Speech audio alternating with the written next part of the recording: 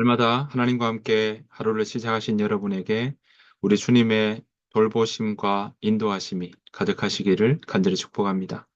오늘 함께 보실 하나님의 말씀은 요한복음 4장 3절부터 15절 말씀입니다. 신약 성경 요한복음 4장 3절부터 15절 말씀. 유대를 떠나사 다시 갈릴리로 가실새 사마리아를 통과하여야 하겠는지라. 사마리아에 있는 수가라 하는 동네에 이르시니 야곱이 그 아들 요셉에게 준 땅이 가깝고 거기 또 야곱의 우물이 있더라. 예수께서 길 가시다가 피곤하여 우물 곁에 그대로 앉으시니 때가 6시쯤 되었더라. 사마리아 여자 한 사람이 물을 기르러 왔음에 예수께서 물을 좀 달라 하시니 이는 제자들이 먹을 것을 사러 그 동네에 들어갔음이러라. 사마리아 여자가 이르되 당신은 유대인으로서 어찌하여 사마리아 여자인 나에게 물을 달라 하나이까 하니 이는 유대인이 사마리아인과 상종하지 아니함이러라. 예수께서 대답하여 이르시되 내가 만일 하나님의 선물과 또 내게 물 좀 달라 하는 이가 누구인 줄 알았더라면 내가 그에게 구하였을 것이요 그가 생수를 내게 주었으리라. 여자가 이르되 주여 물 기를 그릇도 없고 이 우물은 깊은데 어디서 당신이 그 생수를 얻겠사옵나이까? 우리 조상 야곱이 이 우물을 우리에게 주셨고 또 여기서 자기와 자기 아들들과 짐승이 다 마셨는데 당신이 야곱보다 더 크니이까? 예수께서 대답하여 이르시되 이 물을 마시는 자마다 다시 목마르려니와 내가 주는 물을 마시는 자는 영원히 목마르지 아니하리니 내가 주는 물은 그 속에서 영생하도록 솟아나는 샘물이 되리라. 여자가 이르되 주여 그런 물을 내게 주사 목마르지도 않고 또 여기 물 기르러 오지도 않게 하옵소서. 아멘. 우리는 지금 이번 사순절을 통해서 예수님께서 공생의 기간 동안 어떻게 움직이셨고 어떤 여정을 걸어가셨는지 우리가 살펴보고 있습니다. 자, 우리가 지금까지 나사렛 출신이었던 예수님께서 베들레헴에서 나셨지만 그리고 애굽으로 피신 가셨다가 나사렛에서 그렇게 사셨습니다. 요셉의 아들, 목수의 아들로서 그렇게 사시다가 12살 때 6월절이 되어서 예루살렘에 오셨던 것을 우리는 알고 있습니다. 누가복음을 통해서 우리가 보았고요. 매년 그렇게 6월절 예루살렘으로 오셨다는 것을 우리가 보았을 때, 아, 이 6월절을 통해서 6월절과 6월절 사이를 하나의 기간으로, 1년으로 잡고, 그리고 그 기간을 통해서 보았더니, 요한복음을 통해서 우리는 예수님께서 네 번의 6월절을 보내셨다는 사실을 알 수 있습니다. 그래서 이 기간을 통해서 예수님께서 공생애라고 하는 그 기간을 3년을 보내셨다는 사실을 우리는 알 수 있고요. 그 일 이후에 십자가에 달리시고 또 부활하시고 승천하신 것들을 우리는 성경을 통해 알 수 있습니다. 우리는 지금 공생의 3년의 그 시간들을 되짚어보고 또 예수님이 우리를 어떻게 살아가셨는지 그 여정에 대한 부분들을 시간의 순서와 장소의 이동을 통해서 우리가 함께 살펴보고 있습니다.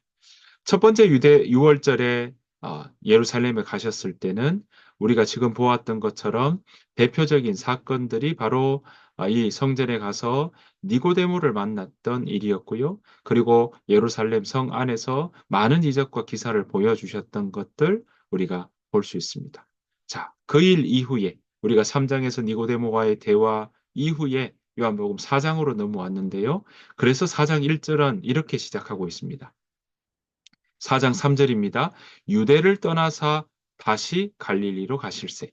자, 예수님께서 예루살렘 6월절을 맞이해서 예루살렘에 오셨다가 예루살렘에 있는 지역이 유대 지역이니까요.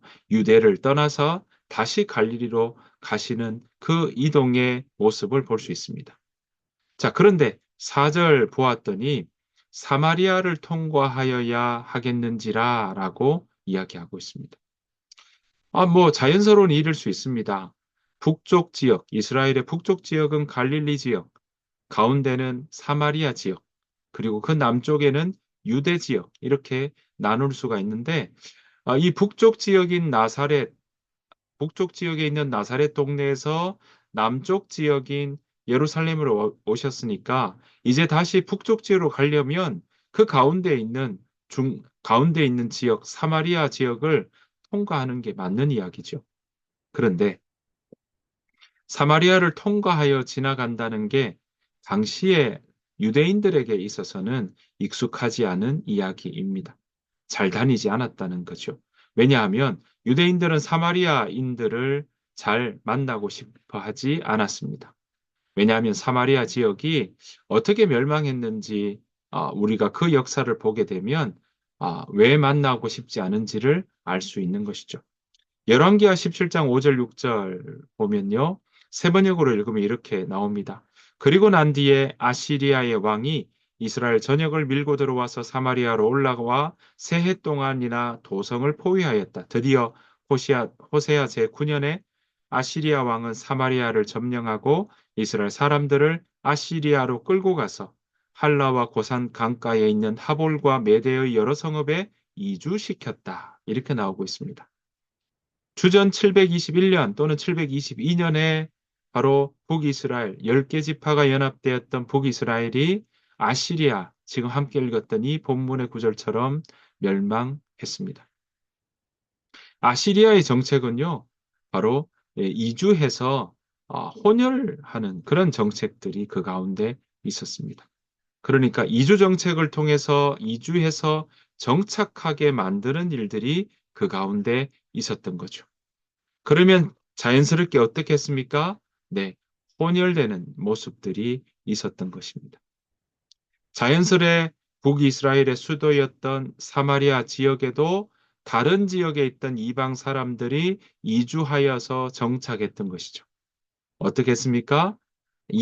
그 지역에 있는 사마리아 사람들과 이주해온 이방 사람들이 서로 함께 살아가면서 피도 섞이게 되고 종교도 섞이게 되는 모습들이 일어났던 것입니다. 이런 이유 때문에 유대인들의 남유다 사람들, 유대인들의 입장에서 사마리아 지역은요, 더 이상 이스라엘이 아니라고 여겼던 것입니다. 왜냐하면 사마리아인들은 혼합되었으니까, 피도 섞였으니까, 부정한 자들이라고 생각했던 것입니다. 그래서 더 이상 만나지 않으려고 했고요. 서로 만난 일이 없었습니다.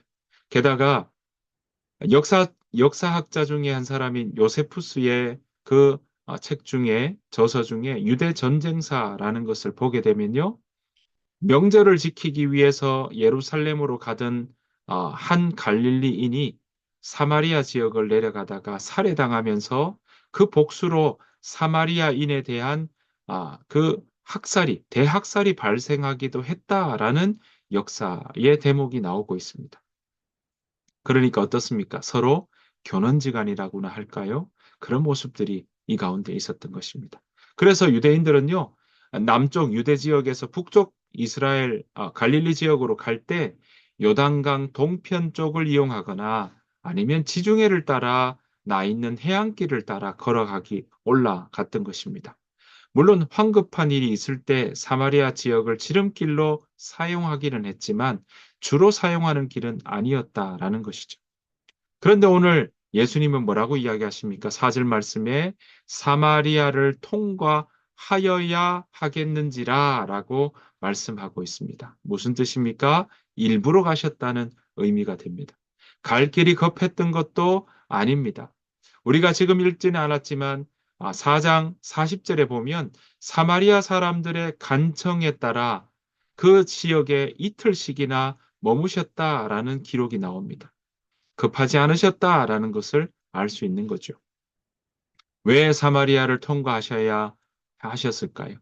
바로 오늘의 여인, 사마리아 여인을 만나기 위해서였습니다. 예수님은 요한복음 3장에서 예수님을 찾아왔던 니고데모를 만나 주셨는데요. 이제는요, 찾아오는 사람만 만나시는 예수님이 아니라 이제는 찾아올 수 없는 사람, 그 사람도 예수님은 찾아서 만나러 가셨다는 사실입니다. 유대인 중에 종교 지도자였던 바리새파 사람이었던 니고데모를 만나시는 모습도 보여주셨다면 이제는 당시에 소외되고 사람들이 거들떠 보지도 않고 그렇게 구박받고 외면받는 그런 한 여인, 소외계층에 있었던 사마리아 여인을 만나러 가고 계십니다. 유대인들이 혐오하는 사마리아 땅 사람들도 예수님이 사랑하신다는 것을 오늘 본문을 통해서 우리는 짐작해 볼 수 있습니다. 그래서 이 예수님은요, 사마리아를 통과하여야 하겠는지라라고 말씀하고 있습니다. 사실 사마리아 여인의 이름은 나오지도 않습니다. 하지만 예수님은 사마리아 길로 가셨고요. 사마리아를 통과해서 갈릴리로 가시겠다고 말씀하고 있는 것입니다. 예수님께서는 사마리아를 가셔서 여인을 만나셨습니다. 그때가 언제였습니까? 오늘 보았더니 5절 말씀에 보았더니 수가라 하는 동네로 가셨다라고 되어 있고요. 6절에 보았더니 그때가 6시쯤 되었더라라고 이야기합니다. 우리의 시간으로 따진다면 정오입니다. 반대라고 보시면 되겠습니다. 그러니까 정오 때 우물가에서 예수님이 사마리아 여인을 만났던 것입니다. 뜨거운 그 대낮에 혼자 물을 길러 왔던 사마리아 여인. 왜냐하면 일반적으로 여인들은 그룹을 지어서 우물에 오게 되고요. 대부분 대낮보다는 해가 져서 좀 서늘할 때 물을 기르러 오는데 이 여인은 유독 대낮 정오에 바로 물을 길러 왔던 것입니다. 여인들은 그 먼 데까지 이렇게 멀리 떨어진 이 우물가에 뜨거운 햇볕을 쬐면서 올 필요가 없는데 아침 일찍 가거나 아니면 저녁 늦게 선선한 때 가게 될 수 있는데요. 그때 갔던 대부분의 사람들과는 달리 지금 사마리아 여인은 대낮에 왔다는 거죠. 그런 것을 미루어 짐작해 볼 때 사람들을 마주하고 싶지 않든지 아니면 누구에게 노출되고 싶지 않든지 둘 중 하나였을 것입니다. 그런 사마리아 여인, 사연이 많아 보이는 이 사마리아 여인에게 예수님께서는 물을 달라고 요청하셨습니다. 물을 길러온 여인은요, 와서 봤더니 여느 때와 마찬가지로 대낮에 정오에 물을 길러 왔는데 유대인 남자가 물을 달라고 하니까 참 의아하게 생각했습니다. 그래서 사마리아 여인은 예수님께 이렇게 질문을 합니다. 요한복음 4장 9절 말씀인데요. 9절 말씀에 이렇게 이야기를 하고 있죠. 세 번역으로 제가 한번 읽어보겠습니다. 사마리아 여자가 예수께 말하였다. 선생님은 유대 사람인데 어떻게 사마리아 여자인 나에게 물을 달라고 하십니까? 관로에서요, 유대 사람은 사마리아 사람과 상종하지 않기 때문이다. 라고 이야기하고 있습니다. 아무리 목이 마르셨더라도 예수님이 여인에게 말을 건다는 것은 상당히 이례적인 일이었다는 것입니다.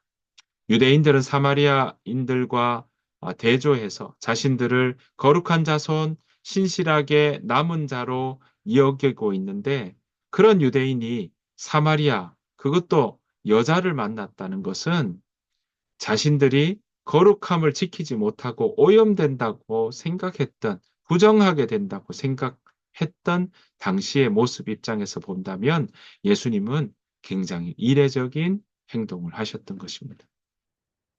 게다가 유대인들은요, 여인과 혼자 만나서는 안 됩니다. 랍비들의 말을 직접 들어보면 당시의 랍비들은 이렇게 이야기했습니다. 거리에서는 여자와 심지어 자신의 아내와도 이야기해서는 안 된다.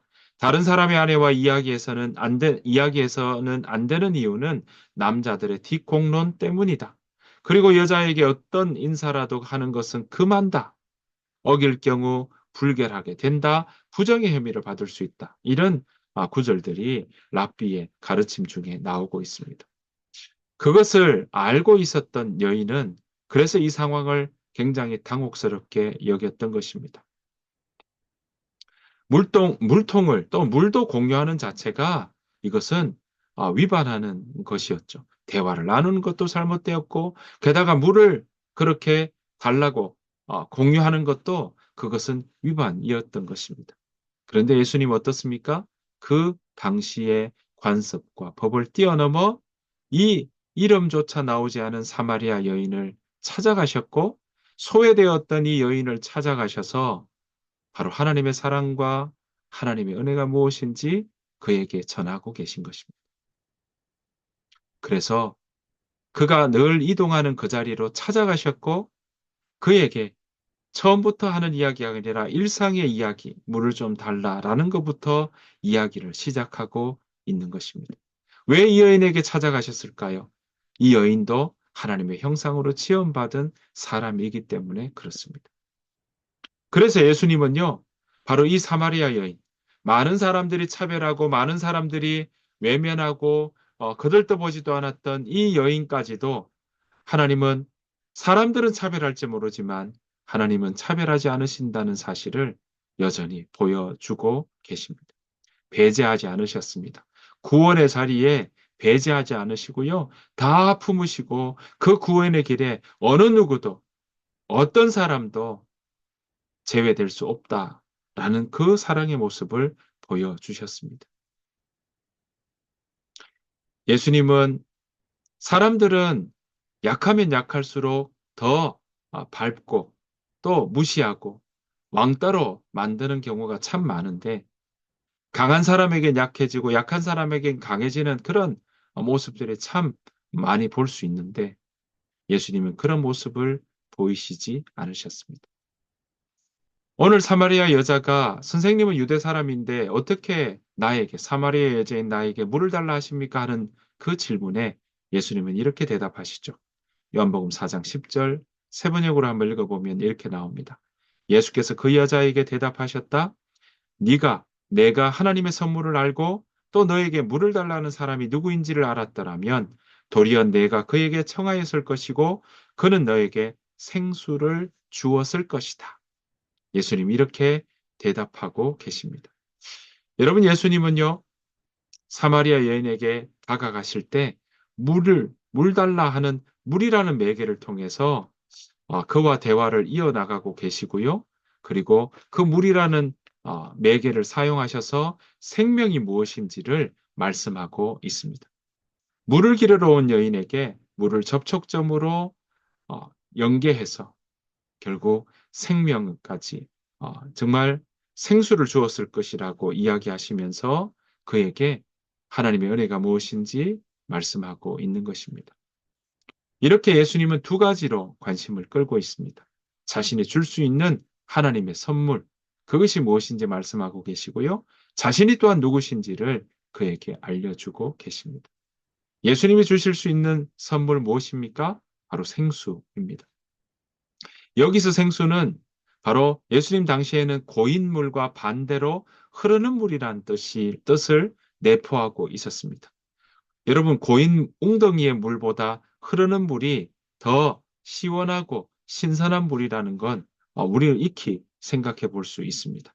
예수님은 자신이 생수를 얻을 수 있는 곳을 알고 있는 사람인 듯 그렇게 말씀하십니다. 그러자 여인이 다시 묻죠. 4장 11절 말씀 보시면요. 세 번역으로 보시면 여자가 말하였다. 선생님에게는 두레박도 없고 이 유물은 깊은데 선생님은 어디서 생수를 구하신다는 말입니까? 이렇게 다시 묻고 있습니다. 당시 우물들은 보통 30m 정도 되었다고 합니다.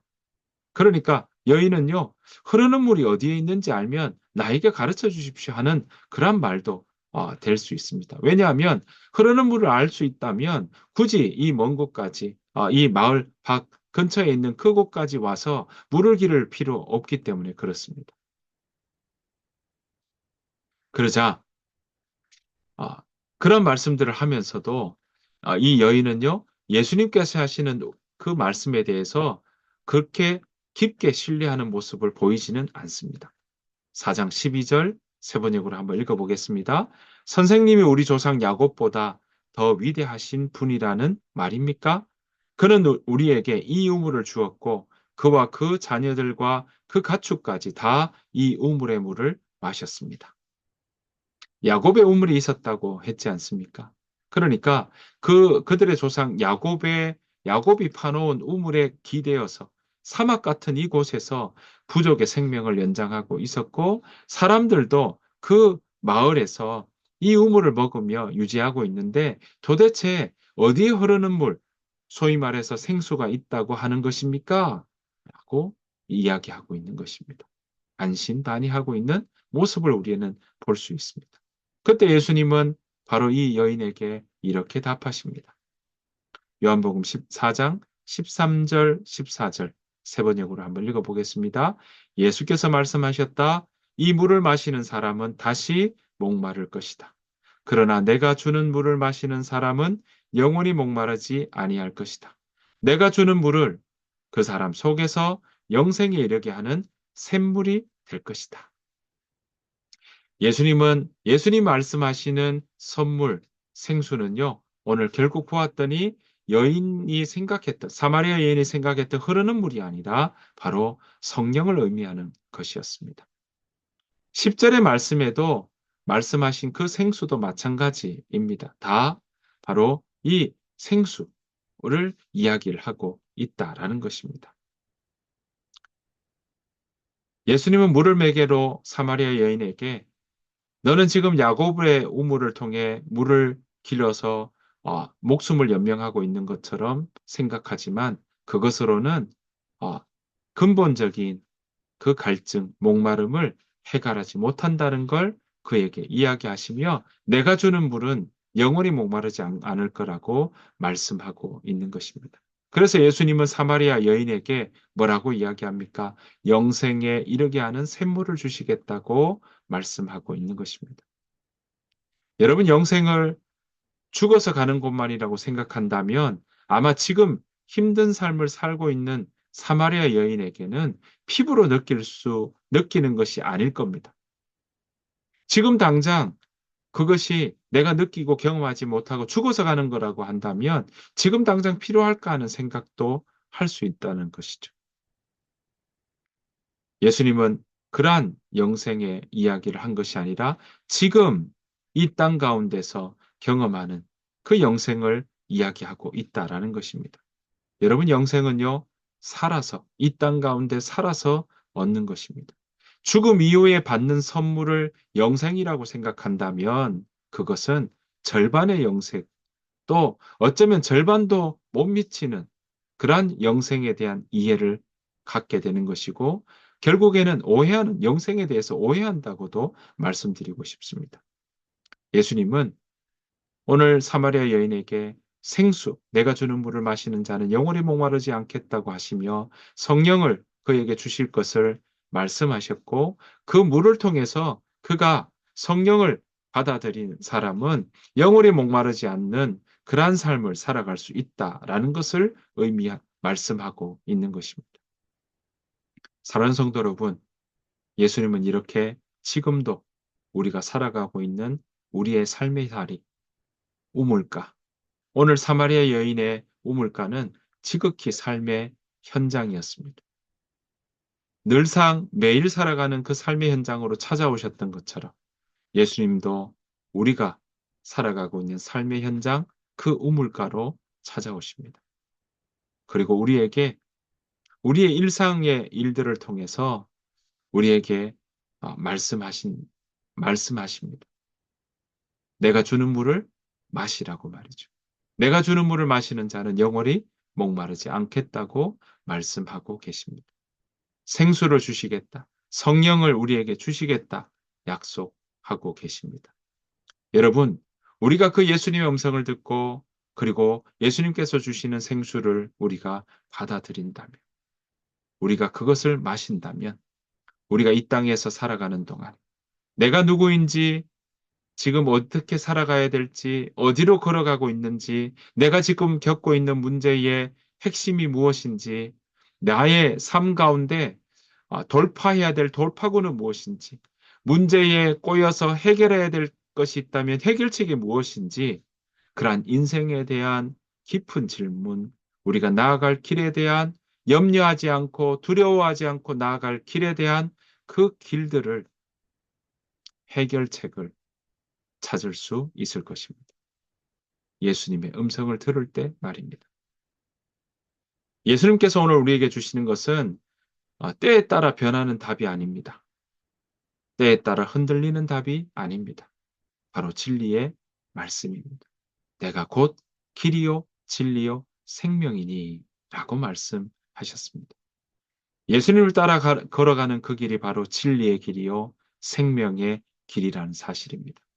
그 길에 오늘 예수님은 성령을 우리 가운데 보내시고 그 예수님의 말씀을 믿고 따르겠다고 하는 모든 사람들에게 그 마음의 성령을 보내시고 그 성령께서는 우리 안에서 우리가 지금의 때를 어떻게 살아가야 될지, 어느 방향으로 나아가야 될지 우리를 어둠의 길로 가게 하지 않으시고 빛의 길로, 생명의 길로 걸어가게 만들어 주실 것입니다.